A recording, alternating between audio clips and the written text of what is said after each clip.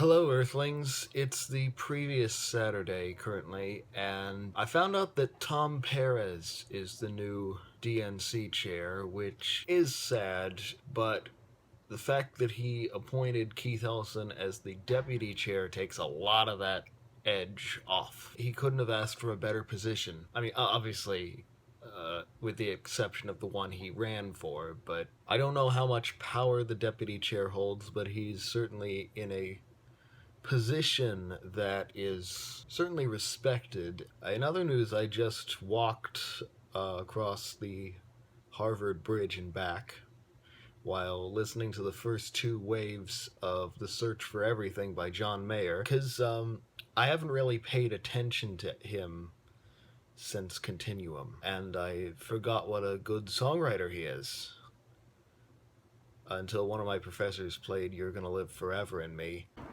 Alright, it's Monday night now, and the wind has kind of died down, so my hair looks alright. I mean, just a few seconds ago it was blowing everywhere. But another thing that's kind of dying down is my love for Tom Perez. Not necessarily the man himself, but now I kind of understand the circumstances of his election a lot better. And he was put into the race and backed so much, mainly to defeat Ellison. And now the Democrats' Twitter has listed the new top brass roster for the DNC, and neither deputy chair nor the name Keith Ellison appears anywhere on that list. So, but I'm not a Democrat, I'm just liberal, which may soon become two different things. I mean, it's like the Democratic Party and the Republican Party are both going down in flames, but there's no third party, so, Okay, it's Tuesday night now. It's beginning to rain a bit. In Modernism and the Arts, we discussed Salome by Oscar Wilde and Richard Strauss. It's an experience from what we've seen of it. It's actually kind of interesting how, well, because the opera is in German, because it's based on a German translation of the play, like how significant the moon is, and then Salome is so intent on kissing John the Baptist's mouth, and it's like those two words sound almost identical in German, especially when you sing them, Mond and Mund, which is good, I guess. Interesting, at least. Anyway, I'm headed over to what is probably gonna be the first rehearsal for Joe Sprunt's final recital. Okay, we didn't get the room that we were on the wait list for, but I'm not that concerned, and neither is Joe, which is good.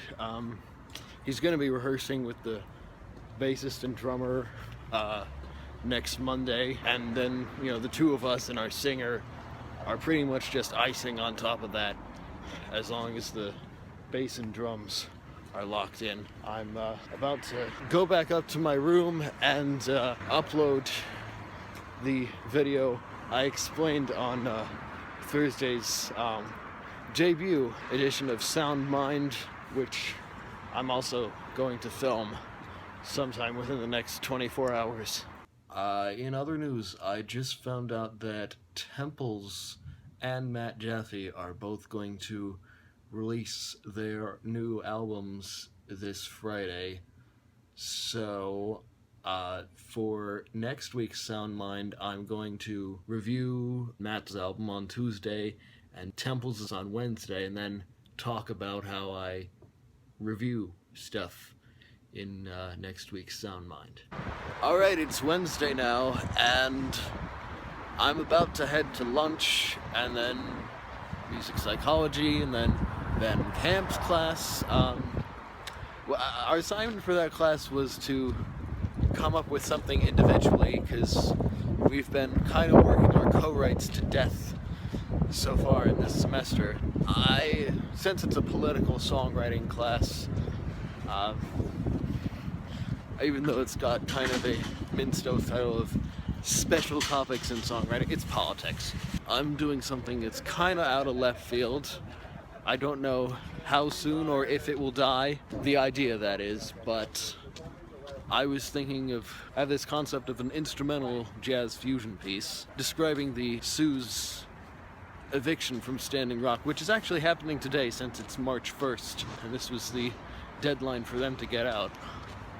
So I'm quoting Spring is Here by Rodgers and Hart, but with some really weird sort of Stravinskyan chords underneath it. And then after that I have a jazz comp seminar. So it's basically 6 hours straight of classes with only 10-minute breaks between them. I still haven't quite gotten used to that. So it turns out there was no seminar. I think Eric Gould, the chair, is going to email us the day there is one. Alright, it's Friday now. I actually saw a physical therapist today, for my shoulder, which is in really good shape.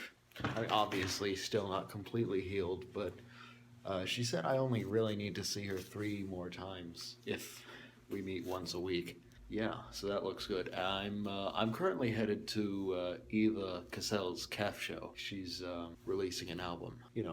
Support a local artist. And she is kind of local from my standpoint. I mean, we're both from the San Francisco Bay Area. Alright, I just got out of that calf show. It's snowing a bit, the wind's blowing in my face, but it was the best calf show I've experienced so far. It's the only one that's made me want to go out and buy the album for reasons other than the fact that the performer is my friend.